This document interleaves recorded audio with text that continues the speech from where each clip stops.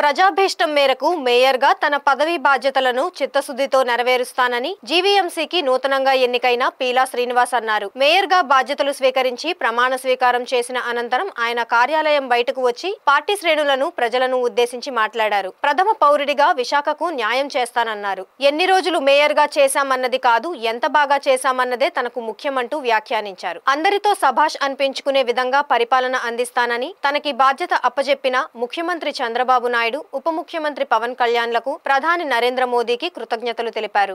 ఎందుకంటే ఇది పనతాల రామకృష్ణ గారికి కూడా నమస్కారాలు తెలియజేస్తూ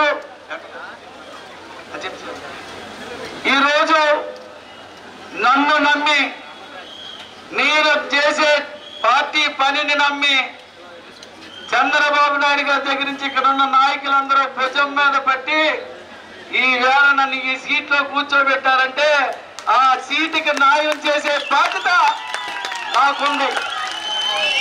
ఆ న్యాయం కోసం జీవితం మా తండ్రి దగ్గర నుంచి ఒకే పార్టీ, ఒకే మాట, ఒకే మాట, అదే తెలుగుదేశం మాట. ఆ మాట కానీ, ఆ మాట కానీ రేపు రాబోయే భవిష్యత్తులో శబాసని మీ అందరి చేత చెప్పించుకోవాలని కానీ నాకు ఇచ్చిన అవకాశం, ఆ అవకాశాన్ని కంపల్సరిగా గత పీలా శ్రీని కన్నా మంచోడు బాగా చేశారని మీ అందరి చేత చెప్పించుకుంటాను. ప్రజా సమస్యలు ఉన్నాయి, ప్రతి ఓట్లో సమస్యలు ఉన్నాయి. కుంభకోణాల నుంచి ప్రభుత్వం పాత ప్రభుత్వం చేసింది. ఈ అన్నిటికీ చరణ గీతం పాడే రోజు ఈ రోజు నుంచే స్టార్ట్ అయింది. విశాఖపట్నం కార్పొరేషన్ అంటే ప్రథమ పౌరుడిగా విశాఖపట్నానికి న్యాయం చేయకపోతే నా జన్మ వేస్ట్ అని నేనైతే అనుకుంటున్నాను. ఎందుకంటే ఎన్ని రోజులు చేసామని కాదు, ఎంత బాగా చేసామనిదే మీ అందరి చేత చెప్పించుకునే బాధ్యత.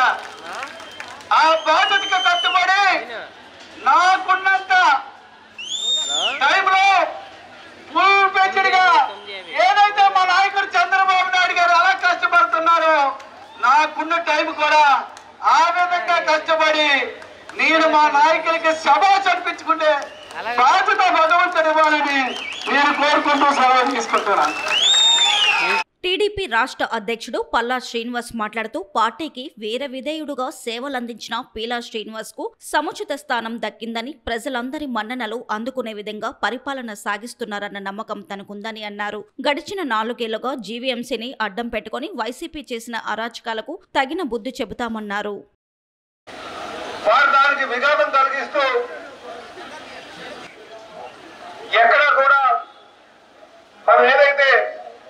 ఇది స్మార్ట్ సిటీ అనుకుంటున్నామో ఆ లక్ష్యాలు చేరుకోకుండా గత 4 సంవత్సరాలు తీరు మనం చూసాం.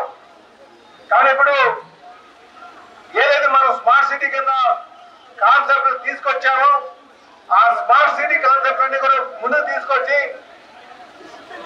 ఈ దేశంలోనే అభివృద్ధి చెందినటువంటి మున్సిపల్ కార్పొరేషన్ గా విశాఖపట్నాన్ని తీర్చిదిద్దుతామని చెప్పేసి కూడా ఈ సందర్భంగా తెలియజేస్తున్నాం.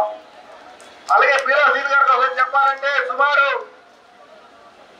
35-40 సంవత్సరాల పాటు పార్టీలో ఉండి పార్టీకి ఎనలేనటువంటి సేవలు అందించి పార్టీకి తెలుగుదేశం పార్టీకి విధేయుడిగా ఉండి ఆయన ఎన్ని కష్టాలు వచ్చినా సరే పార్టీ కోసం